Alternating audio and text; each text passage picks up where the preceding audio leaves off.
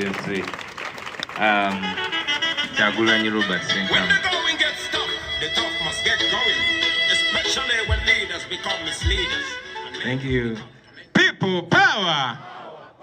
Our power. NUP. And everywhere. In Chisoro. In Arua. In Mitiana. In Agago. Even here. Thank you, ladies and gentlemen. Please take your seat. Very glad to see you, ladies and gentlemen. Somebody welcomed Ambassador of Firebase in Atet. Ambassador tukwaniriza. Naulira ngumutamivu agobya ambassador nalimanyi bagobye. Natengezo kulanga kulaba.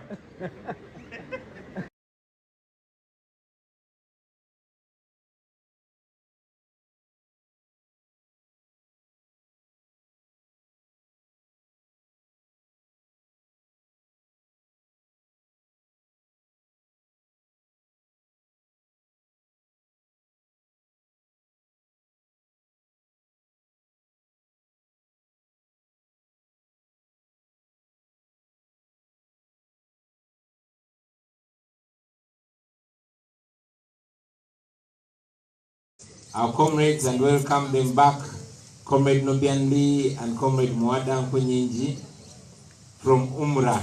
Assalamu alaikum wa rahmatullahi wa barakatuh. Takbir! We used to tease Nubian.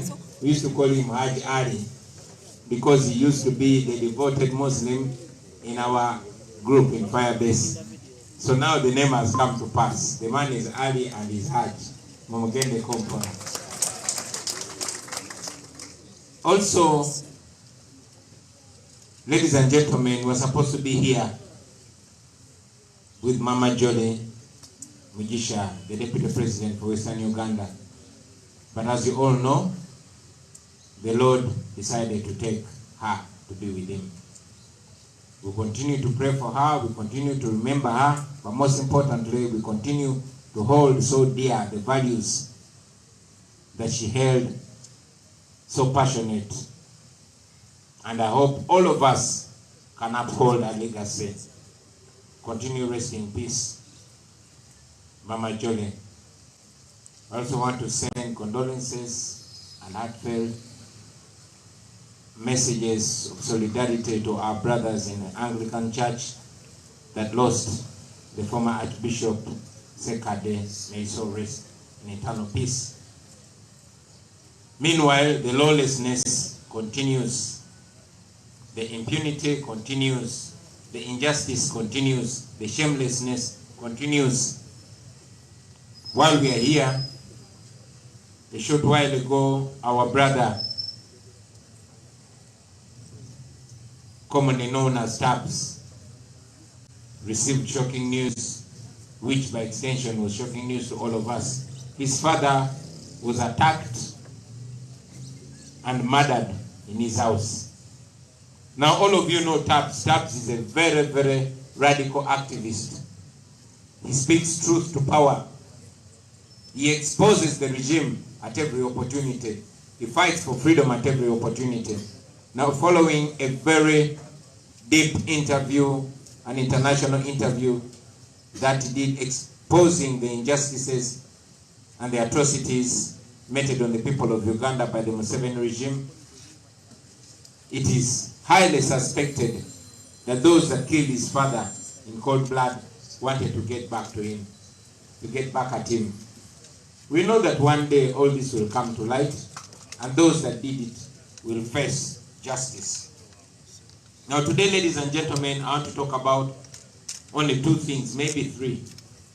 First, I want to add my voice on the many voices speaking about the plight of the political prisoners that have been held in prison for the longest time, some 4, approaching 5 years, and others years and several months.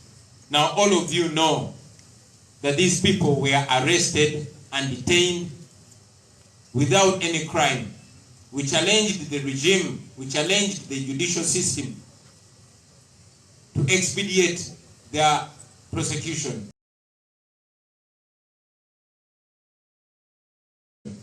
They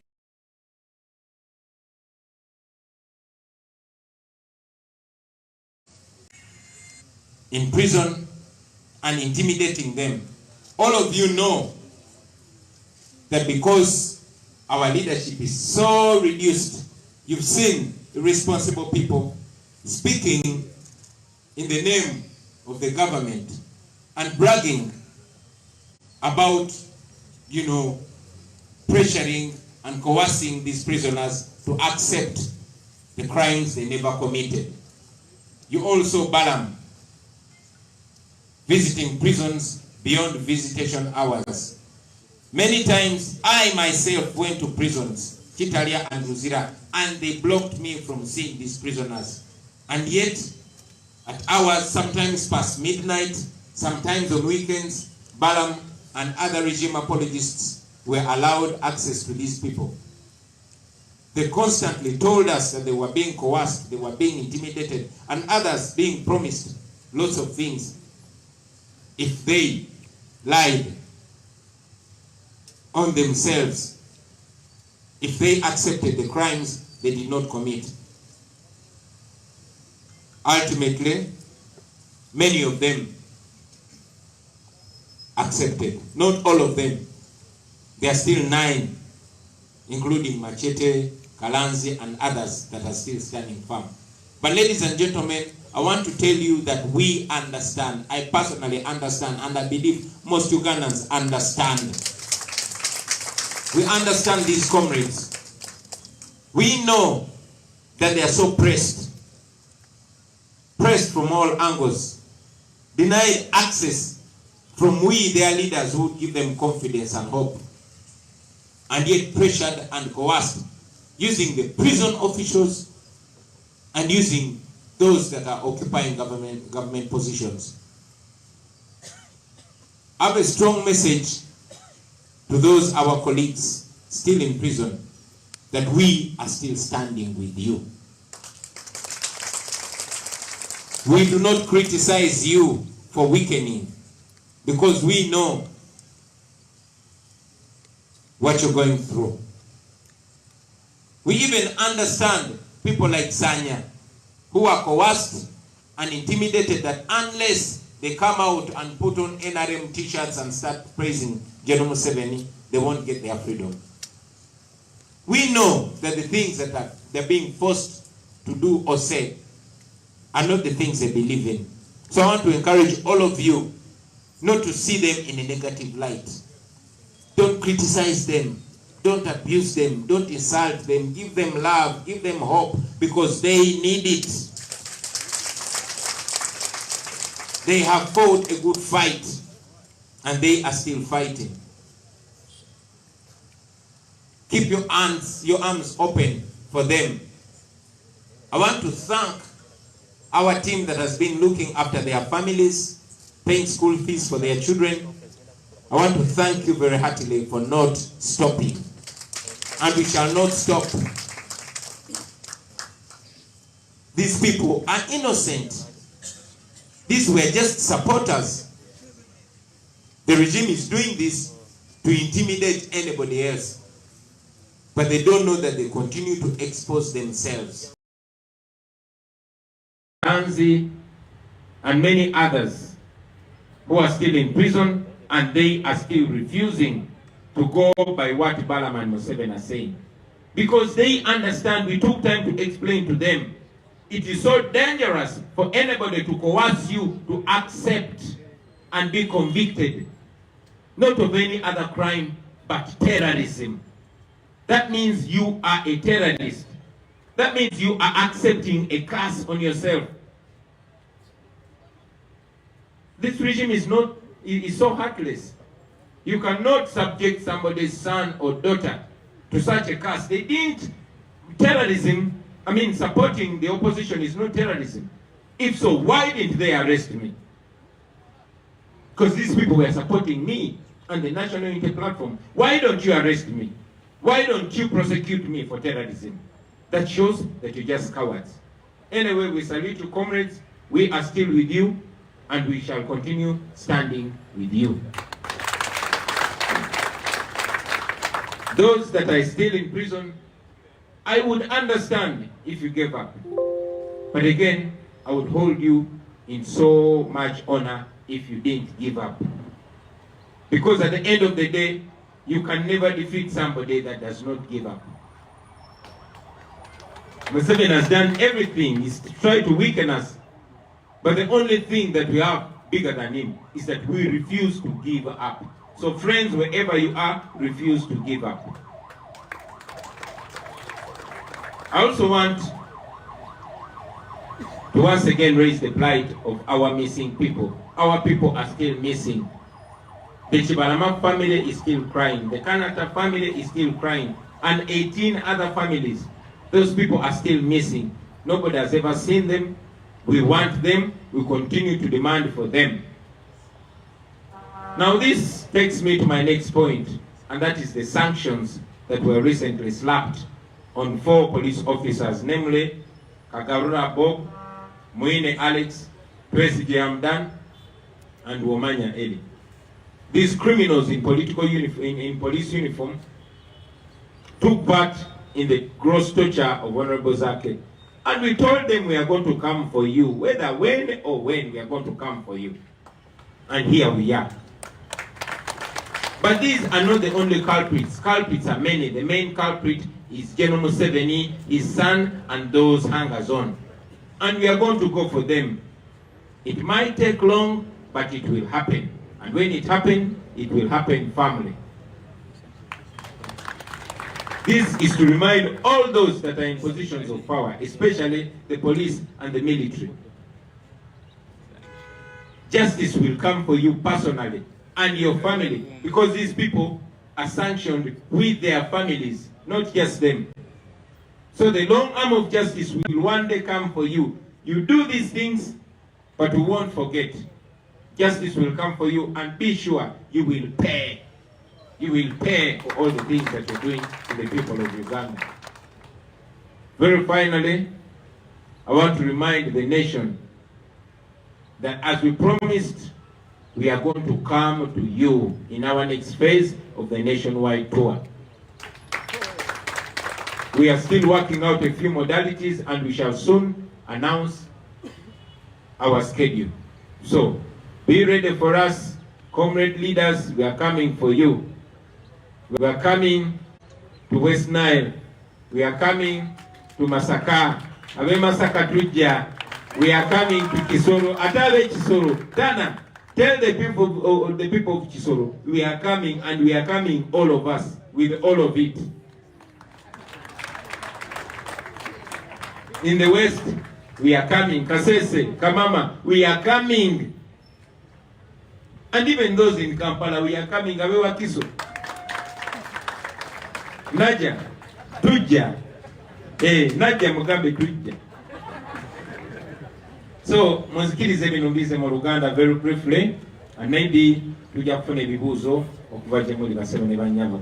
Tusanyuse nnyo okubalaba olwaleero nga bwe nabagambye nti olunaku lwaleero twandibadde ne Deputy President wa Western Uganda, Mama Jolly Mugisha, naye Mukama yatusinga okumanya, yatusinga okukola enteekateeka ez'enjawulo, yasalawo n'amutwala gy'ali.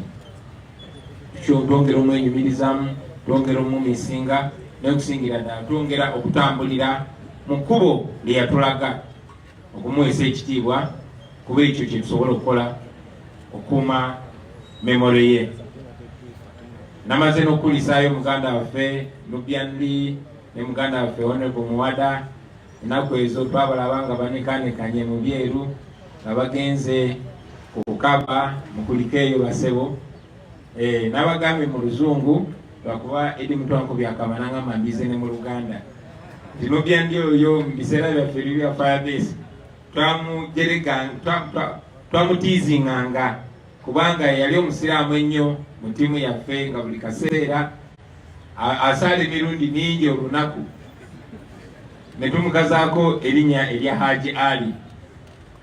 Katonda w'amaanyi yetwayogeranga ng'ekisaaga kakitutuukiridde. Sebo Haji, assalamu alaikum warahmatullahi wabarakatuh. Naye era nkibajjukiza nti obumenyi bw'amateeka bugenda mu maaso, ettemu ligenda mu maaso. Gye buvuddeko ennaku si nnyingi nnyo muganda waffe Tabs, gwe twakazaako erya Tabs, naye nga ye Andrew natumanya, taata bwe bamuyingirira ne bamutugira mu nnyumba. Ekyo ffe tetulowooza nti kyagwawo bugwi, naye Tabs yali amaze ebbanga nga y'omu kubakuba ebifaananyi ebyanika ebikolobero gavumenti eno byekola ku bantu. In fact, yagenda ne maaso bwe yatwakolenga n'agenda e Germany, ayina interview ey'amaanyi gye yakola ku international TV, n'ayanika byonna ebize bikolebwa ku bannayuganda nga bikolebwa gavumenti eno. Baganda baffe abali wano, ebiseera bingi bwe mulaba nga tulina bakomrade abava mu Western Uganda, bano balubongoya, bano bakatana, bano bababi n'abalala, abamu balowooza nti abamu Western Uganda bo bali bulungi, bo beeyagala. Naye ate ebiseera ebisinga bye basinga okubonaabona kuba ne mu kulonda bo babagana okulonda. Naye tekikomaawo, omuntu yenna ayogera amazima nga wa mu Western Uganda ate baba bamuteekako nnyo amaanyi, kubanga bo balaba nga abaabuusa nnyo. So muganda waffe Tabs tulowooza nti bakikola ng'ekibonerezo gy'ali okutemula taata we. Bamuyingirira ng'ali mu kulya kyaggulo, ne bamusambasamba embirizi ne bazimenya, ne bamutuga, tebalina kye baatwala. Tumanyi nti ssaawa zino nga tukyafugibwa bano abantu abatemu, tetusobola kusaba kunoonyereza, kubeera nga bwe mwalaba nga bamaze okunkolako obulumbaganyi bagamba nseredde n'engwa, nga bamaze okutemula Yasin Marua bagamba bansanze n'emmundu. So tekyewuunyisa okukeera ku makya ate ne bagamba taata wa Tabs yeetuze, oba ne bakwata abamu ku bantu be. Bino tubyogera ng'ebyokusaaga, naye era ebintu byonna wano e Uganda bibanga ebyokusaaga. Naye tumanyi nti olunaku lumu tujja kumanya amazima, era abo abaatemula muzeeyi waffe Muzeeyi Tebandana bajja kufeesinga akaguli era babitebye. Leero njagala kwogera ku nsonga bbiri zokka. Ensonga esooka y'Abaganda baffe ba political prisoners oba abasibe basiba olw'ebyobufuzi. Nga bwe muzze mulaba nti olwa pressure gye muzze muteekawo basebo ne bannyabo ba political prisoners baffe abamu bagenda babata. Pressure gye mwateekawo ey'amaanyi locally ne internationally ya forcinga regime okuta bano bawaiza ba Edi Mutwe, ba Nubian Lee, ba Dani Majiki, ba Modern Tambi n'abalala. Newankubadde mu M7 yafuba nnyo okuteekawo ekiboozi n'agamba abano bambatadde bateeseza nange, era n'akozesa ne bannaffe abamu okwagala okuteekawo ekiboozi okutusindikiriza okwogera ne Museveni. Twakyogera lunye era tuddamu ne tukyogera nti tetugenda kuteesa ku ddembe lyaffe kuba lyatuweebwa Katonda ne likakasibwa constitution. Tetugenda kwegayirira Museveni mu ngeri yonna kuba tetulina musango gwe twazza. In fact bwe tuba tutunuulidde amazima Museveni ye mmenyi w'amateeka. So tetugenda kwogera naye oba kumwegayirira. Naye pressure gye mwateekawo era gye muzze muteekawo nga mubadimandinga internationally nti babadde bafuuse n'aba icons, ng'otambula eyo mu Amsterdam gy'otamanyi n'osanga akafaananyi ka Olivia Lutaya nga bakapaintinze ku kisenge. Bano abantu babimanya, nakibagambako wano nti baagala okuta abasibe bano, naye bamanyi nti bwanaata bano abasibe olunaavaayo basobola okubakuba mu kkooti. Guyinza obutasalibwa kati naye gye bujja kuba baba n'omusango gubaloopa gavumenti eno okubasiba mu kkomera ebbanga eryo nga tebalina musango. Gavumenti ya Museveni yalemwa okuleeta obujulizi bwonna obulumika Baganda baffe. Eyo ensonga lwaki babadde tebawoza okumala emyaka 4. Bonna Rukutana yakuba muntu amasasi bamusiba yena ku ngazi izo, mwana bakanyamunyu ebbanga lye bamusiba n'abalala abakozi b'ebikolobero bonna nga kwotadde n'ababbi b'amabaati bonna babasibayo abamu ssaawa abamu nnaku naye baganda baffe kubanga baavaayo ne bawagira opposition ne bawagira Kyagulanyi babasiba ebbanga eryo lyonna ne bwe baatuuka nga batuuse ku kisenge nakibagamba nti ino gavumenti eyagala bata ebeewonye kuba mubatuuse mu bulago basala amagezi gonna okwejjako omusango so that bwe muvaayo mu kkomera okusooka temusobola basiba balopa mu kooti batanza nene ekyokubiri nga bamanyi nti bwe munaakomawo temujja kubanga muli kaali nnyo ensonga lwaki bakozesa amagezi gonna era ensonga nga Museveni bwalonda omuntu kuba minisita ng'alina ensonga emulondesezza nga bwe yalonda Saamu Mayanja nga ensonga ye yagenda kuvoola Kabaka bw'atyo bwe yalonda Balamu ng'ensonga ye yagenda kusendereza baganda baffe na kubatiisatiisa kubakkiriza misango gye bataakoze. Mujjukira twakyogerangako nti twagendanga mu kkomera okulaba bannaffe bano nga tebatukkiriza balaba nange kennyini emirundi mingi nga ngende luzira n'ekitalya naye nga bannemesa okulaba bano abantu nga bagamba order from above bagambye temwina balaba naye ate era nga mawulire getufuna agavaayo nti babajjayo sometimes n'ekiro 6 kubanga Balamu oba omukozi wa gavumenti omu agenze okuboogereza obasendereza okukkiriza emisango gye batazza. So oluvannyuma lw'okutiisibwatiisibwa oluvannyuma lw'okutulugunyizibwa n'abamu okulimbibwalimbibwa nga babasuubiza of course batagenda bawa bamaliriza nga bannaffe abamu babagonzezza obakkiriza emisango gye batazza. Tuzze nga tubanja bannaffe nga twagala babate naye nga n'abamu kubakolera gavumenti naye nga beerindise muffe nga bagamba abasibe tubakolamu ssente Museveni jako mubasiba ije tukomopa okugaggawala nengamba kati lwaki temubata business negwa lwaki temubata netubanga tetukola ssente kuba tubadde tugamba bannaffe bata naye nga baagala babate nga babataddeko ekikoligo era abamu babasindikiriza babatiisatiisiza babanyigiriza ne bakkiriza emisango gye batazza si musango gwa kubba nkoko si musango gwa accident naye musango gwa butujju terrorism ogwo gwe musango ogusinga obubi mu nsi yonna era kyannaku nnyo kya mutima mubi nnyo omuntu yenna okusindikiriza omwana wa munne okumuteekako sitampu eyo nti ono convicted terrorist kyono terrorist baba bakulemeseza emirimu yonna baba bakulemeseza okutambula mu nsi yonna n'okusingira ddala n'ekifaananyi kyo baba baagala baveeyo nga bakutaddeko conviction eyo nti ne bwe baddamu ne bakwata ne bakusimba amaaso g'omulamuzi waliwo mateeka kye bayita repeated offender kiraga nti gwe wasalirwako no ku musango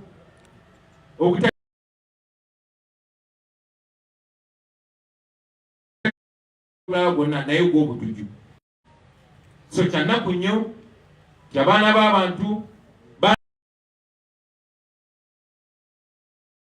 bangi babataddeko ekikoligo ekyo naye ffe tumanyi nti tujja kimenya tumanyi nti ebyo byonna tujja bisazaawo tumanyi nti neeyo conviction tujja gi overturninga kyannaku nnyo ti Ssaabalamuzi Owiny Dollo avuddemu bannayuganda aleetize down next generation lwaki omuntu yenna yeesiga amateeka ge Uganda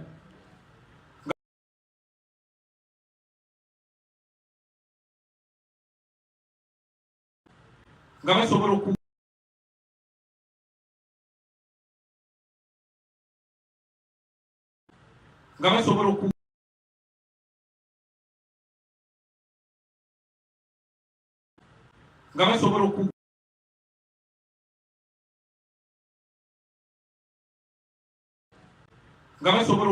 baganda baffe basaanya amala ebbanga ng'ayogera amazima kamera ne zikwata naye ne bamusotasota abasirikale nga mwena bannamawulire mulaba ne bamukolako ebikolobero ebyo byonna so bw'aba nga yakkiriza for now okwenye omusango tetukkiriziganya naye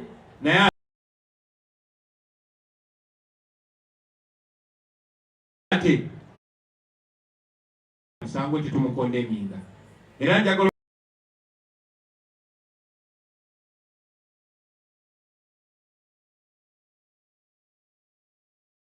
basaba mwenna abo ba political prisoners yabudde na kuba boogera naffe ng'amaze emyaka 4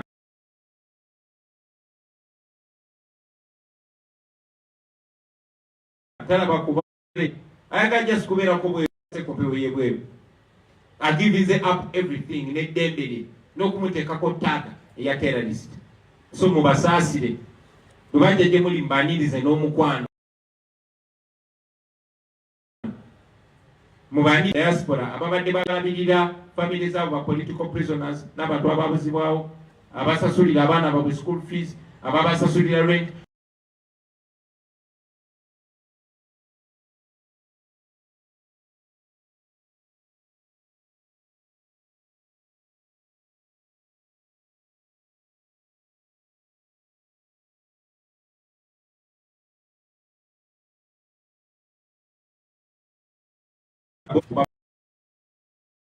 ekibaagala ekibalwanirira eri abo abasirikale abana be batulugunyawo ne bamufuwa paper spray mu maaso n'amala emyezi ng'esatu oba 4 nga tasobola gaggula bulungi be bamulemaza be bamutulugunya mu kiseera kya covid nga bo balowooza tubyerabidde gali mawulire gasanyu naye tegatumala. Bano si etageti yaffe ye Museveni ne mutabani we n'abo abamwetoolodde ate nga tujja bafuna. Twagala okwebaza ttiimu zaffe mu diaspora n'abali wano namwe ababeera ku social media ne mu expose nga bino ebintu. Nze nga mbagamba nti tweet gy'okola oba Facebook post gy'oteekayo munaye tekoma ku ggwe egenda wala.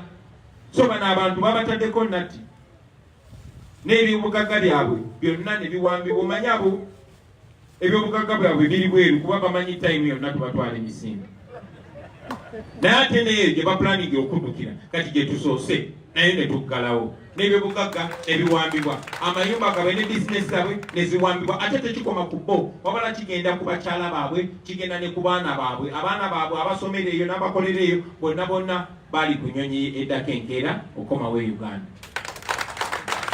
So njagala okubategeeza nti tetutudde. Musobola okukola byonna bye mukola naye mujja bisasulira. Muyinza okubikola nga mwagala kusanyusa Museveni naye mujja bisasulira mwenna nga ne bosi wammwe Museveni mwali. Ekisemberayo ddala bassebo ne bannyabo kwe kubajjukiza nti nga bwe twasuubiza titugenda kubatuukako mu bitundu mwemmwe yenna gye muli era tujja. Njagala okusaba abakulembeze bannaffe bakoordinators baffe abantu mubateeke mu mood. Onaye basmat n'abalamba tujja e Lwengo tujja Bishop tujja ewammwe Mityana. So mutulindirire tujja batuukako tuteereza nsonga ntonotono za program then mu bbanga tono tujja kuba twanjula program yaffe yonna nga bwegenda otambula. Ndowooza eddakiika ezisigaddeyo kanzirike zibeereza bibuuzo ebiva mu bannamawulire nammwe bamemba baffe. Mwebale nnyo mwebale ddala Mukama abampeera omukisa. People power! Our power! NUP! Everywhere!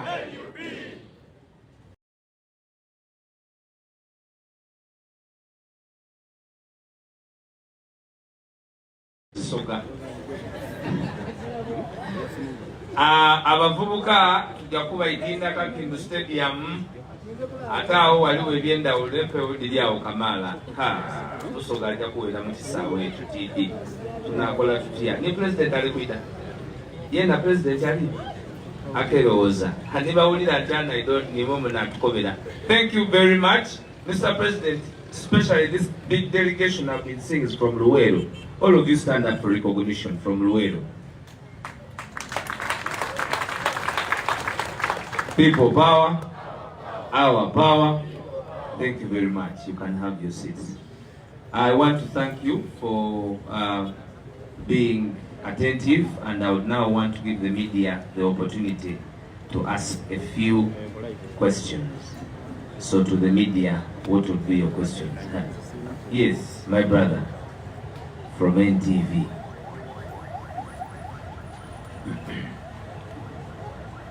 Good morning. Good morning. Raymond Tamale from NTV. My question goes to Principal. A few days back, a certain member of parliament was on the radio station and he said that he negotiated to get Nobi and Eddie Mutu out of prison, and he also negotiated to get a passport. Is this true? And what do you speak about his comments? And also, the last two occasions, you've said that you're going to come up with the dates. Can you give us a hint and say maybe the tour is going to start next month or something like that? Thank you. Any other person with a question? Baba TV. Kusogabula hili. Eyanziza baba. Nize amaina nize iganasa Baba TV ni radio. Ndiko. Mbadde ngenda kuza mu luzungu naye bananga abasinga wano ne baŋŋamba katukozese Uganda basobole okukifuna. Tulina biiru bbiri ze tulina temuzikonyeeko.